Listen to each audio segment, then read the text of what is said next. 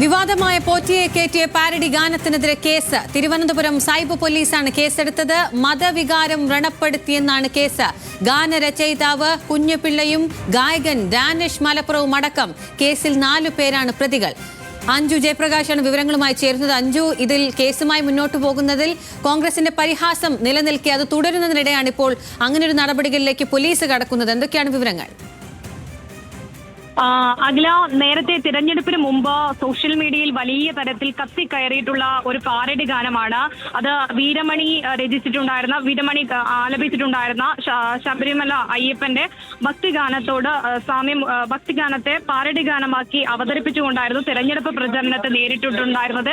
ആ ഗാനത്തിൽ ആണ് ഇത്തരത്തിൽ ഒരു പരാതി DGPക്ക് മുന്നിൽ എത്തുന്നു. ആ പരാതിയിന്മേൽ നടപടിയെടുക്കണമെന്ന ആവശ്യം CPM ഉൾപ്പെടെ ഉയർത്തുന്ന സാഹചര്യവും കാണുന്നു. പക്ഷേ അതിനെ സൂചിപ്പിച്ചതുപോലെ കോൺഗ്രസ് പരിഹാസ രൂപേണയാണ് കണ്ടതെങ്കിൽ ഇപ്പോൾ നടപടിയുമായിട്ട് മുന്നോട്ടേക്ക് പോവുകയാണ് പോലീസ് എന്ന് വേണമെങ്കിൽ മനസ്സിലാക്കാം. 4 പ്രതികളാണ് നിലവിൽ പോലീസ് കേസെടുത്തിരിക്കുന്നത്. 1-ാം പ്രതി ഇതിൽ കുഞ്ഞുപിള്ളയാണ്. 2-ാം പ്രതി ഈ ഗായകനായിട്ടുള്ള ഡാനിഷ് മലപ്പുറമാണ്. 3-ാം പ്രതി CMS മീഡിയാണ്. 4-ാം പ്രതി സുബൈർ പന്തല്ലൂരാണ്. മതവിശ്വാസത്തെ വ്രണപ്പെടുത്തുന്നതാണ് FIR-ൽ പറയുന്നത്. എന്തായാലും സൈബർ പോലീസാണ് ഇവർക്കെതിരെ ഇപ്പോൾ കേസ് രജിസ്റ്റർ ചെയ്തിരിക്കുന്നത്.